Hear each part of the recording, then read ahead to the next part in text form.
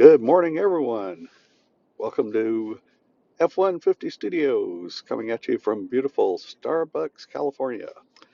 Today is Saturday, the 27th of February, 2021. Hard to believe that we are almost 2 months into the year already, but it took uh, Beijing Biden less than 2 months, just over a month into his administration to start the bombs falling again. We knew it was going to happen. We saw his proposed appointments, and it was who's who of the war party and the military industrial congressional complex. So here we have the most diverse but least legitimate administration in U.S. history now blowing up the colored people they claim to care so much about.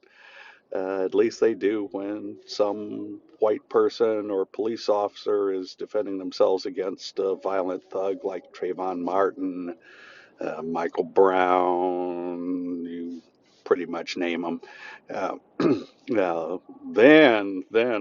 it's horrendous that a black or brown person got killed just because they were trying to kill somebody. Um, can't have that. Got to take Americans' guns, but Can't give can't give COVID relief checks, but we can give money to Raytheon. That's good. So yes, here we are. What is the Biden administration really the least legitimate in U.S. history? I would say you could make a good case for Abraham Lincoln. After all, Lincoln arrested one third of the Maryland state legislature for the supposed crime of voting against him. He had his most dangerous political opponent arrested prior to the 1864 election. He had his most dangerous political opponent, Congressman Clement Valentine of Ohio, arrested and deported. He shut down opposition newspapers and jailed their editors. Uh, didn't the Lincoln Project got into a little bit of hot water lately because their top dogs is a pedophile, and everybody knew it, and nobody said anything because they're so committed to honesty and integrity and courage and graft. Yeah, mostly the graft.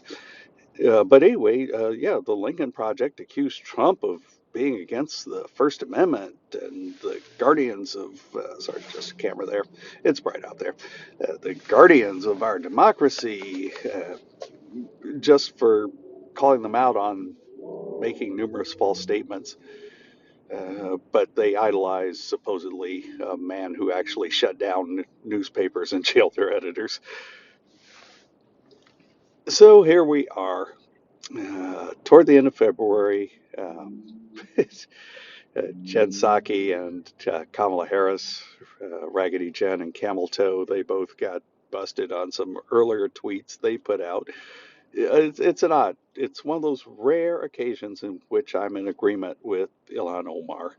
She was the one who dug up these old tweets from Harris and then State Department, actually that was during the Trump administration, but previous State Department spokeswoman Jen Psaki, now the White House press secretary.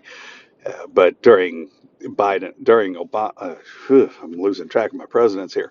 During Trump's term, when he bombed Syria, um, Kamala Harris and Jen Psaki sent out rigorous tweets denouncing the illegality of it all.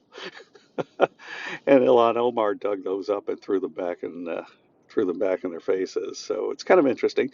Of course, the mainstream media, they aren't really covering the story very much because it's the establishment, and the establishment are back in power, and that's the only thing that matters.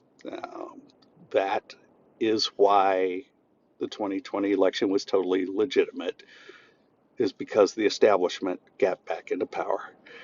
So you all have a good day. I'm going to go out and go take my daughters down for some horsemanship instruction a little bit later this morning. And we will see you on the flip side. Take care.